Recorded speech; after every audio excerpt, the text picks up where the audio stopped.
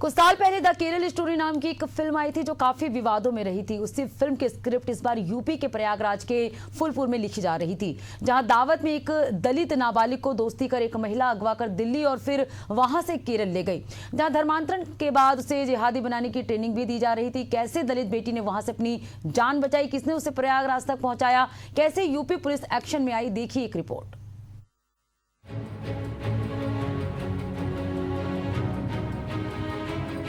प्रयागराज के फूलपुर इलाके की एक दलित नाबालिग लड़की को आतंकी गतिविधियों में झोंकने की साजिश का सनसनीखेज मामला सामने आया है।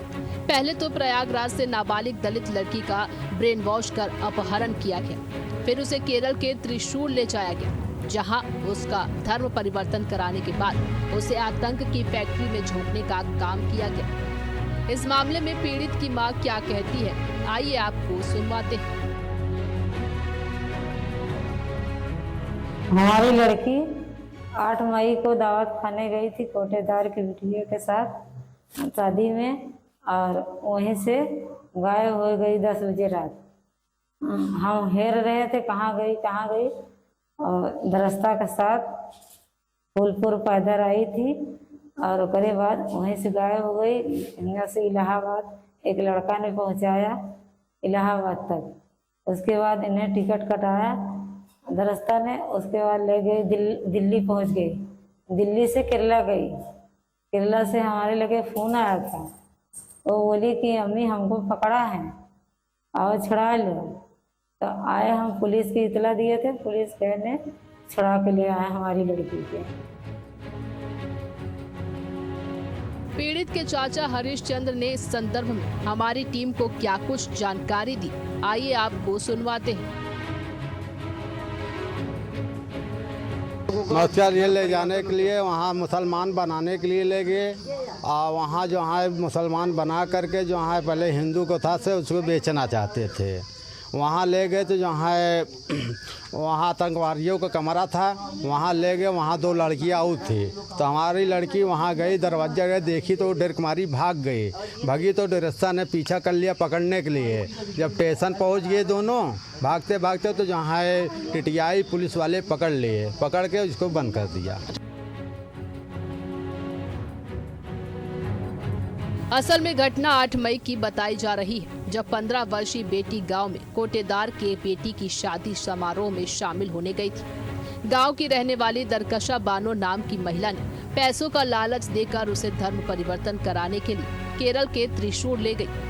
दरकशा का साथ मोहम्मद कैफ नाम के शख्स ने दिया था। मोहम्मद कैफ ही नाबालिग दलित लड़की को फूलपुर से बाइक पर बैठाकर प्रयागराज जंक्शन ले गया। उसके बाद की कहानी सुनिए पीड़िता की जुबानी।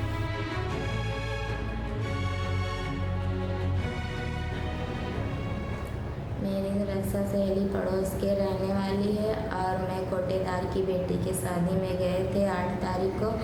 उसके बाद रक्षा मेरी सहेली बोली चलो घूमने। बीच रास्ते में मुझे बताई इस्लाम अच्छा धर्म होता है और सब खराब। उसके बाद यहाँ फूलपुर आए, कैफ नाम के लड़का मिला, उसके फ़ोन से वो बात की ताज मोहम्मद के पास।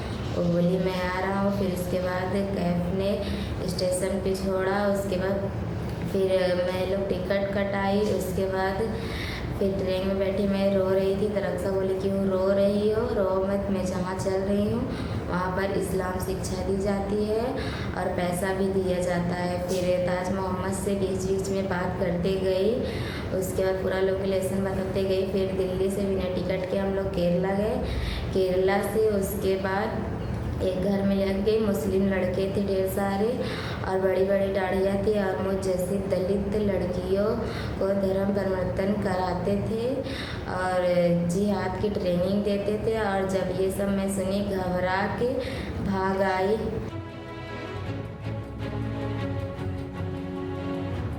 इस पूरे मामले में डीसीपी गंगानगर कुलदीप सिंह गुणावत का क्या कहना है, आइए आपको सुनाते हैं।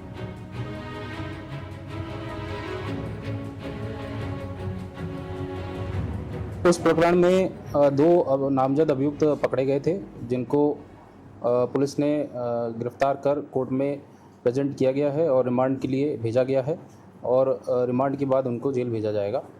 दूसरा जो अभियुक्त एक अभी वांछित है, जिसका नाम ताज मोहम्मद है, उसकी गिरफ्तारी के लिए प्रयास किए जा रहे हैं। उसके लिए टीमों का गठन भी किया गया है और सर्विलांस के माध्यम से भी जो उसके पॉसिबल लोकेशंस हैं, जहां संभावित लोकेशंस हैं, वहां पे गिरफ्तारी के लिए दबिश दी जा रही है।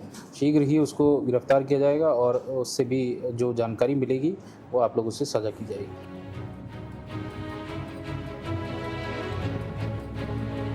इंग्लिश में एक कहावत है कि ईश्वर उन्हीं की सहायता करता है जो अपनी सहायता खुद करते हैं। ठीक यही उस नाबालिग के साथ भी हुआ जो जिहाद की ट्रेनिंग के दौरान अपनी जान की बाजी लगाकर भागी और केरल रेलवे स्टेशन पहुंच गई, जहां उसको CWC का सहयोग मिला।